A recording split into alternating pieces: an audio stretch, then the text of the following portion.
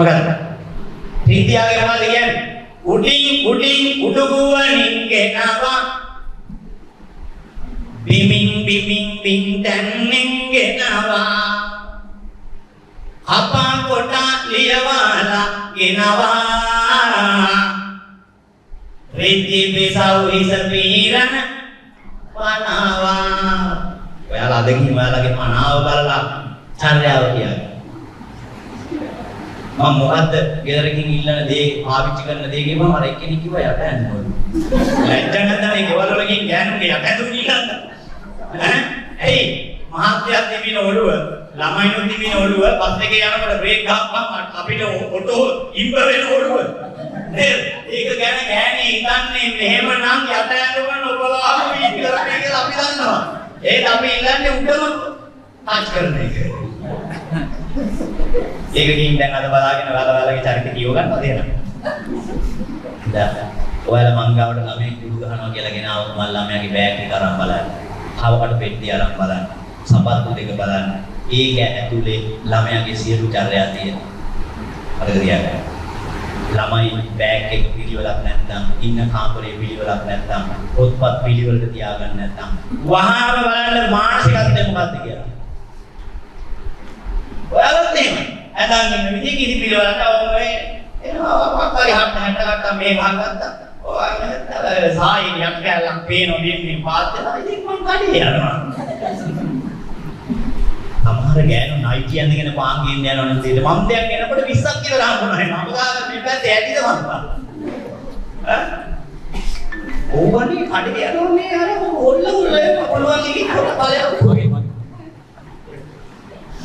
ඕවා කොච්චර දුර ගිහින් තියෙනවද අපේ සමාජෙ පිළිදි.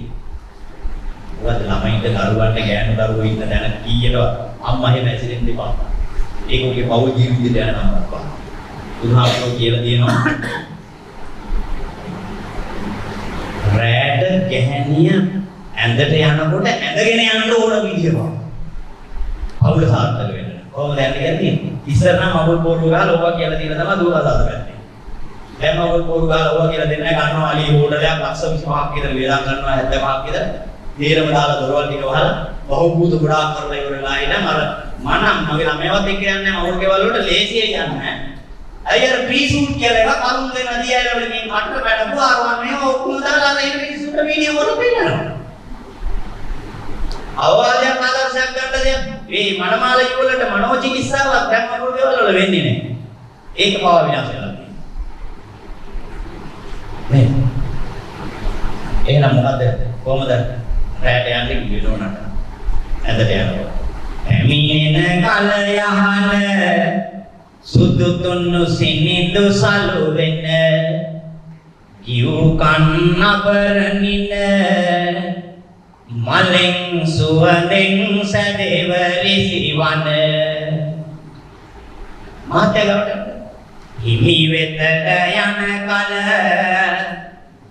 අබරණ සුවඳ මන කල පට පිළියෙන් උදුල යන්ත සරසීලෙ සිංසිරි කල ආගෙන දැන් මුගඳ ගසාගෙන අඩමල්ලු නයිටි ඇඳගෙන ඉතුරු පද දෙක කිව්වා කියලා හිතා ගන්න. ඒක කියගත්ත අපේ මනසයා වෙනසක් පාටයක්. මට අරමිනිය ඇවිල්ලා කියනවා දවල් අපේ ගෑණිගේ තේරෙන්න මොනවද මම මේක පටන් ගත්තේ කද ඉවසන්න බැරි. තේරෙනවා හොඳට කියනවලු ඔක්කොම තේරෙන්න හොඳයි. අනේ මට මේකේ තාරේ.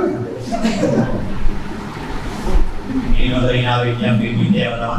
අර ගෑණිය ඇවිල්ලා කියනවා සර් සිගරට් ගඳයි, බීඩි ගඳයි, අරක්කු ගඳයි, උලක් දින පාරක් කෙල කරාගෙන ඇවිල්ලා මේ කියන අපිරිසිදුවයි මේ ඔක්කොම ඉවසන්න පුළුවන් මගේ ආගේ ගඳ සුවඳ දැනෙන නහරිසර් කපලා දෙන්න මම මේ මිනිහත් එක්ක පව් කරනවා අනිත් ඔක්කොම මිනිහගේ හොඳයි ඕක වෙයි ටික නැත්තම් ඔයාලට මතක් කරන්නේද මහත්තයලා අර මොනෝ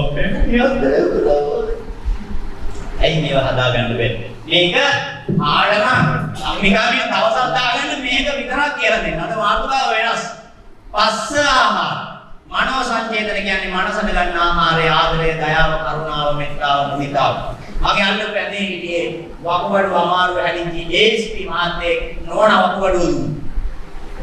මම බලනවා මෙයාට කොහොමද හැදුනේ මම අහනවා කොහොමද මහත්තයෝ ඔයාලට හැදුනේ. අනේ මන් දන්නේ නැහැ පුතේ මං හැමදාම කන්නේ දේශීය කෑම වසවිස නැති කෑම. මං බොන්නේ මොරේ ගෙන්නගෙන මිනරල් වෝටර්.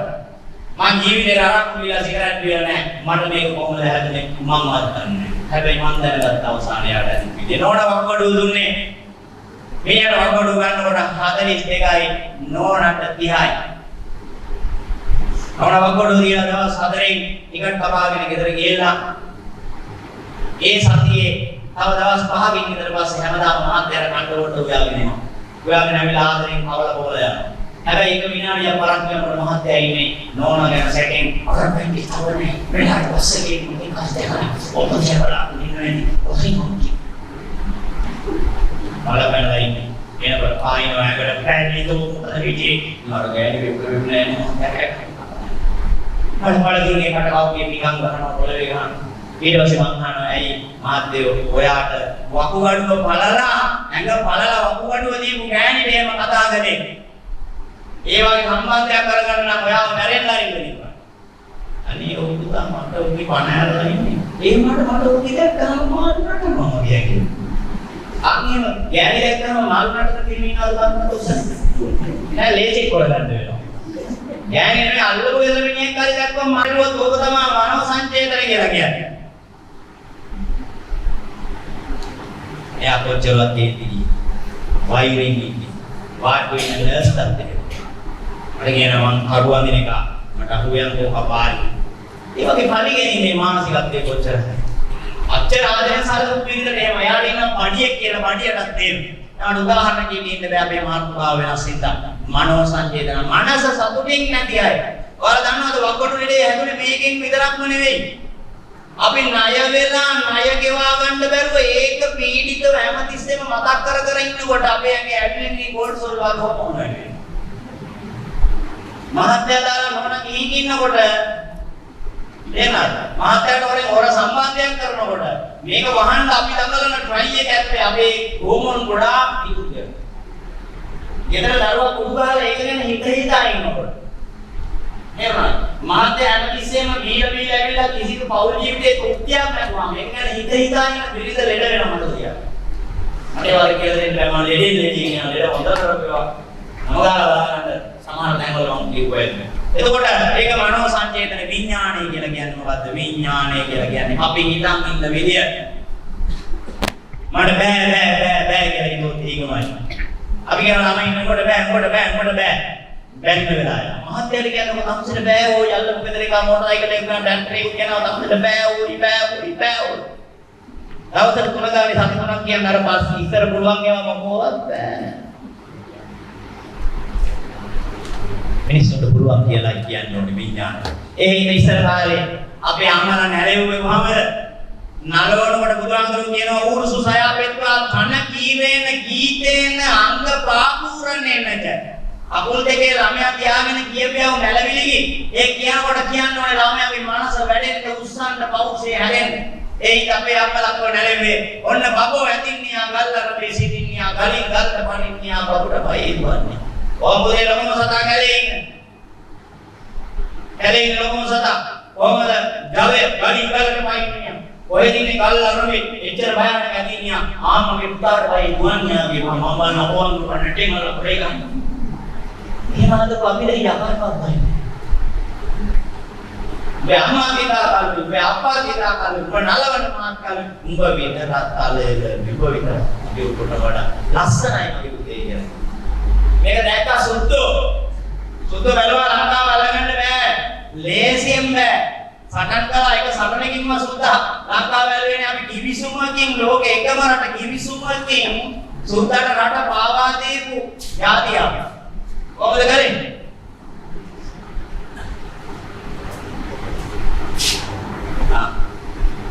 දැන් හරි. කොහොමද යඩක් කරේ? ඔකේ පස්සේ දාන්න ඕනේ. සම්පූර්ණ මානසිකේ නැලවිලි නේද? ඉස්සර කබලිකාර ආහාරය ගැන කියලා දෙන්න අපිට තිබුණා. ආහාර සංස්කෘතිය සම්පූර්ණ සුද්ධයක වෙනස් කළා. පස්ස ආහාර දෙන්න අපිට තිබුණ සෞන්දර්යාත්මක සංස්කෘතිය සුද්ධ සම්පූර්ණ මේක වෙනස් කළා. මනෝ සංචේතන ආහාරය දෙන්න අපිට තිබුණ මොකද්ද? ආධ්‍යාත්මික සංස්කෘතියක් ඒක සුද්ධ සම්පූර්ණ වෙනස් කරා.